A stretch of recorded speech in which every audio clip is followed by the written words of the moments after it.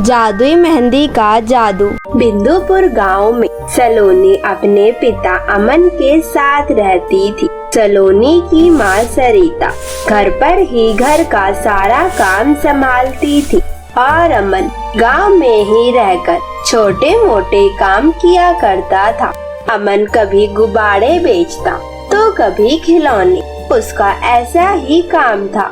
अमन के घर में कोई कमाने वाला नहीं था, सिर्फ अमन ही कमाने वाला था, इसलिए उनके घर में कुछ अच्छे पैसे नहीं आ पाते थे और इसी कारण सलोनी स्कूल भी नहीं पढ़ पाती थी।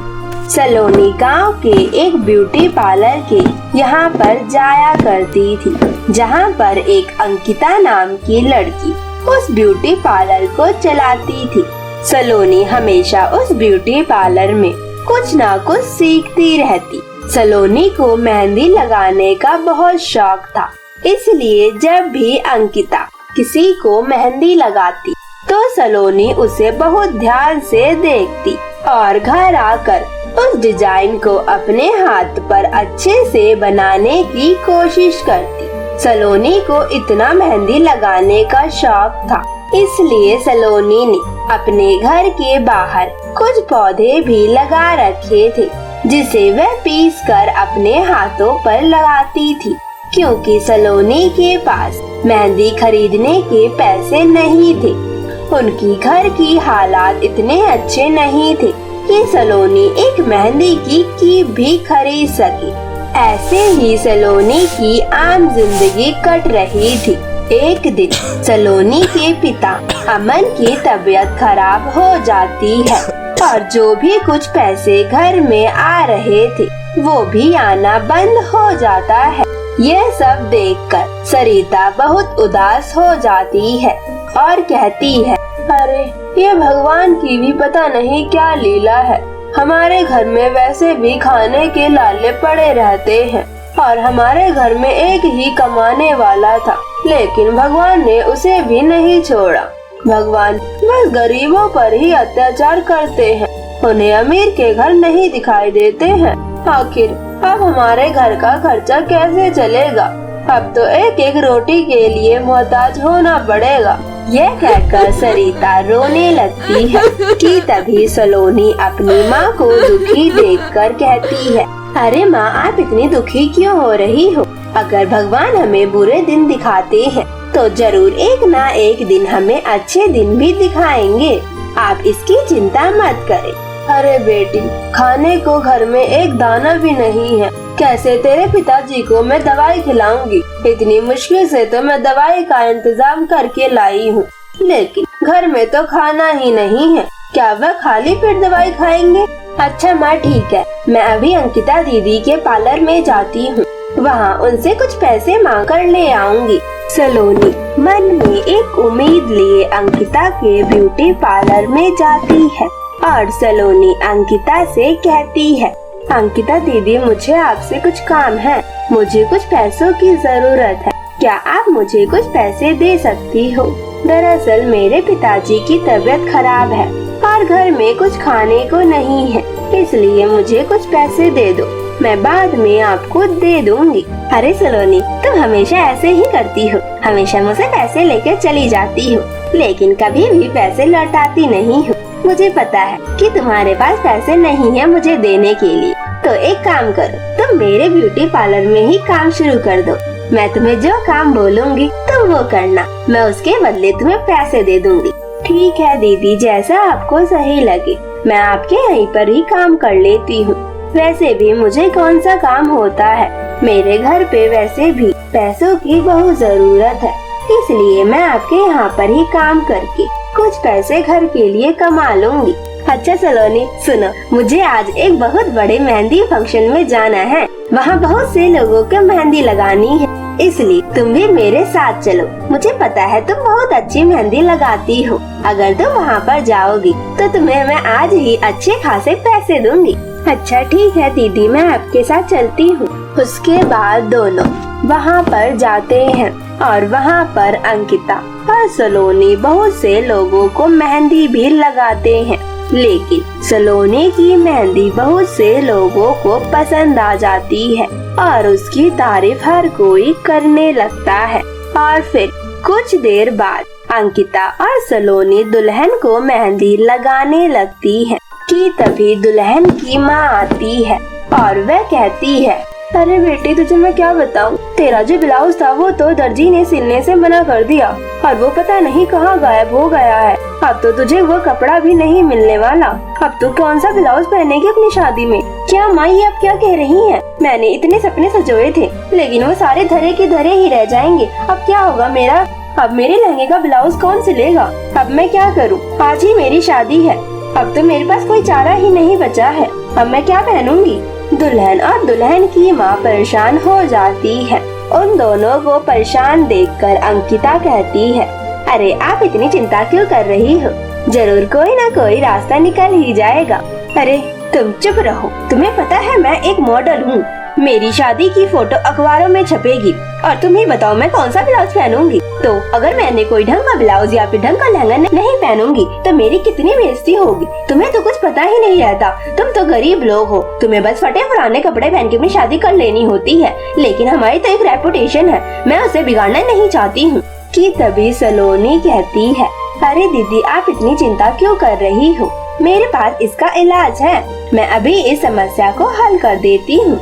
वो तुम कैसे करोगी? क्या तुम्हें सिलाई आती है? लेकिन अगर तुम्हें सिलाई आती है तो मेरे पास तो अभी कपड़ा भी नहीं है जो मैं तुम्हें सिलने के लिए दे दूं। नहीं दीदी, मुझे सिलाई नहीं आती है, लेकिन मेरे पास एक आइडिया है। अगर आपके पास कोई पुराना ब्लाउज रखा हुआ है तो आप वही ले आइए। मैं आपका नए मॉडल का ब्लाउज बना दूंगी जिसे देखकर आप बहुत खुश हो जाएंगी। उस दुल्हन को भी कोई रास्ता नहीं दिखता है और वह सलोनी की बात मान लेती है। वह अपना एक पुराना ब्लाउज ले आती है जिसे सलोनी पहनने के लिए कहती है। फिर सलोनी उस ब्लाउज का बैक काट देती है और वहाँ पर अपनी मेहंदी की मदद से एक सुंदर सा ब्लाउज बना देती है। जब सलोनी की पूरी मेहंदी हो जाती है तो दुल्हन अपना ब्लाउज देखती है। ये देखकर दुल्हन बहुत खुश हो जाती है और वह सलोनी से कहती है, अरे तुमने तो कितना सुंदर डिजाइन बना दिया। ऐसा डिजाइन तो किसी ने भी नहीं पहना होगा। अब तो मेरी शादी की चर्चा हर जगह होगी और ये ब्लाउज तो हर जगह चलेगा। अभी तो ट्रेंडिंग हो जाएगा। ऐसा ब्लाउज तो किसी ने आज तक भी नहीं देखा होगा। अब तो मेरी शादी बहुत धूमधाम से होगी। सुनो, मेरा नाम अनामिका है और मुझे तुम दीदी मत कहना, मुझे अनामिका कहकर बुलाना। अब मैं तुम्हारी किस्मत चमका दूंगी क्योंकि तुमने मेरे लिए बहुत बड़ा काम किया है। उसके बाद अनामिका की शादी बहुत धूमधाम से होती है। अनामिका की शादी में सब अनामिका के मेहंदी के ब्लाउज की बहुत तारीफ करते हैं और उसके मेहंदी के ब्लाउज की चर्चा बहुत जगह होती है, यहाँ तक कि बहुत सारे बड़े बड़े लोगों में भी। शादी के बाद अनामिका के मेहंदी के ब्लाउज को देखकर बहुत सारे कंपनीज के लोग अनामिका से अपने प्रोडक्ट की प्रमोशन कराने के लिए बहुत सारे पैसे भी देते हैं।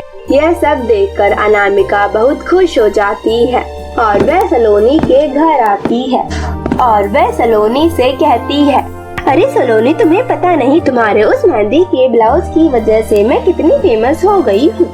मुझे कई सारे कंपनीज के लोगों ने अपने प्रोडक्ट की एडवर्टीजमेंट के लिए मुझे प्रमोट किया है। इसलिए तुम मेरी आज से असिस्टेंट बन गई हो। अब तुम मेरे साथ ही रहोगी और सारी चीजें तुम्हें मेरे लिए सिलेक्ट करोगी। और ये लो एडवांस पैसे, तुम्हें आज से पैसों की कमी नहीं होगी। सलोनी ने इतने सारे पैसे आज से पहले कभी भी नहीं देखे थे और वह बहुत खुश हो जाती है और वह अनामिका से कहती है, ठीक है दीदी, आज से मैं आपके साथ ही काम करूंगी। और सलोनी अनामिका के साथ काम करने लगती है और उस दिन से सलोनी के घर में पैसों की कमी नहीं होती है और सलोनी के पास अब अपना मकान था और बहुत सारी गाड़ियाँ भी। और धीरे धीरे करके सलोनी एक बहुत बड़ी डिजाइनर बन गई, जिसकी वजह से उसे बहुत अच्छे खासे पैसे मिलते और वो अपनी एक खुशहाल जिंदगी बिताने लगी थी। सलोनी ने अपने टैलेंट के दम पर उसने अपने पिता का भी इलाज बहुत अच्छे हॉस्पिटल में कराया, जिसकी वजह से अमन बिल्कुल ठीक हो गया और सलोनी अपने माता पिता के साथ खुशी खुशी रहने लगी। जादुई सिलाई मशीन का जादू। एक छोटे से गांव में सुरेश अपने परिवार के साथ रहता था। सुरेश के परिवार में उसकी पत्नी उर्मिला और उसकी एक बेटी और एक बेटा था। बेटी का नाम पिंकी था और बेटे का नाम चिंकू। सुरेश अकेले ही पूरे घर का खर्चा चलाता था। सुरेश गांव में ही मजदूरी का काम किया करता था, जिससे उनका परिवार का खर्चा चलता था। ऐसे ही दिन बीत रहे थे। एक दिन सुरेश काम की तलाश में गांव में जाने ही वाला था कि तभी वह खराब मौसम को देखकर अपनी पत्नी उर्मिला से कहता है, सुनो उर्मिला, मैं बाहर काम के लिए जा रहा हूँ, इसलिए तुम बच्चों का अच्छे से ख्याल रखना। आज लगता है बहुत तेज आंधी और तूफान आएगा, इसलिए तुम बच्चों को बाहर खेलने के लिए मत जाने देना। वैसे भी मौसम बहुत खराब है। मैंने आजकल बहुत सी उल्टी सीधी खबरें सुनी हैं। कहीं बिजली के तार गिर गए तो कहीं पेड़। इसलिए तुम बच्चों का ख्याल रखना और उन्हें कहीं भी बाहर जाने मत देना। उनको घर में ही रखना। अच्छा ठीक है, आप ध्यान से काम करने के लिए जाइएगा। मैं बच्चों का अच्छे से ख्याल रखूंगी और आप भी घर जल्दी आ जाना। उसके बाद सुरेश गांव में काम ढूंढने लगता है कि तभी उस गांव के सरपंच सुरेश को मिल जाते हैं और सरपंच सुरेश से कहते हैं, अरे सुरेश भाई, मैं तुम्हें ही ढूंढने के लिए आ रहा था। मेरी घर की दीवार थोड़ी कच्ची हो गई है, चलो उसे जोड़ दो, वरना आज आंधी तूफान भी आने वाला है। पता नहीं वह किस पे गिर जाएगी। चलो जल्दी चलो, मेरे को बहुत जरूरी काम है। तो अपना काम करके तुरंत ही पैसे ले लेना। तुम पैसों की चिंता मत करो, मैं तुम्हें उसी वक्त पैसे दे दूंगा। अच्छा ठीक है सरपंच जी, कोई बात नहीं, आप मुझे उसी वक्त पैसे दे दोगे तो बहुत अच्छी बात है। चलो मैं आपके साथ आपके घर चलता हूँ और आज ही आपका काम खत्म कर दूंगा और मैं जल्दी ही अपने घर पहुँच जाऊंगा। वैसे भी आज मौसम खराब है, मुझे भी घर जल्दी जाना है। और उसके बाद सुरेश सरपंच के साथ सरपंच के घर जाता है और उनकी टूटी हुई दीवार को जोड़ने लगता है कि तभी बहुत तेज आंधी आती है और वह दीवार सुरेश के पैरों पर गिर जाती है। दीवार गिरने की वजह से सुरेश के दोनों पैर घायल हो गए थे। यह देखकर सरपंच हैरान हो जाता है और वह उसी वक्त सुरेश को हॉस्पिटल ले जाता है। हॉस्पिटल में डॉक्टर उसके ज्यादा पैर घायल हो जाने की वजह से उसके दोनों पैर काट देते हैं और डॉक्टर उसके पैरों की मरहम पट्टी कर देते हैं और उसके बाद सरपंच सुरेश को उनके घर पहुंचा देता है। उर्मिला जैसे ही सुरेश की यह हालत देखती है तो वह डर जाती है और सुरेश से कहती है, अरे आपके पैरों में ये क्या हो गया? आपके ये दोनों पैर कहाँ चले गए?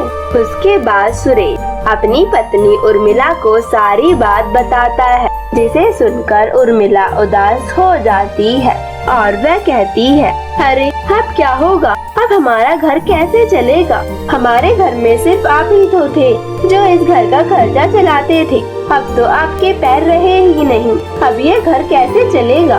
हाँ उर्मिला, तुम सही कह रही हो।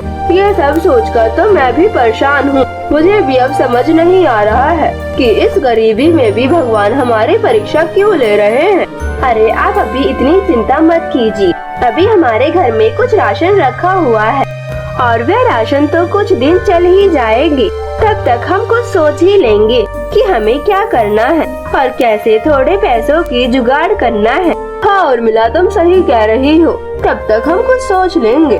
और ऐसे ही कुछ दिन बीतते चले जाते हैं, लेकिन उर्मिला को कोई काम नहीं मिलता है, जिसकी वजह से उनके घर में एक भी पैसा नहीं आ पाता है और उनकी घर की स्थिति खराब होने लगती है। और सुरेश उर्मिला से पूछता है, उर्मिला, क्या तुम्हें कोई काम नहीं मिला क्या?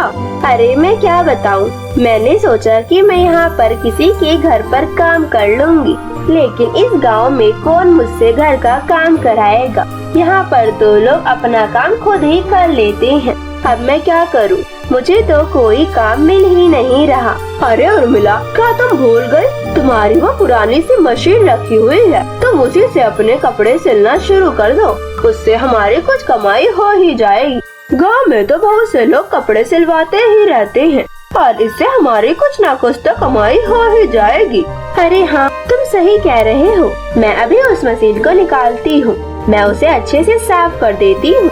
और उसके बाद उर्मिला अपनी पुरानी सिलाई वाली मशीन निकालती है और उसे साफ करके गांव के कुछ लोगों के कपड़े सिलना शुरू कर देती है।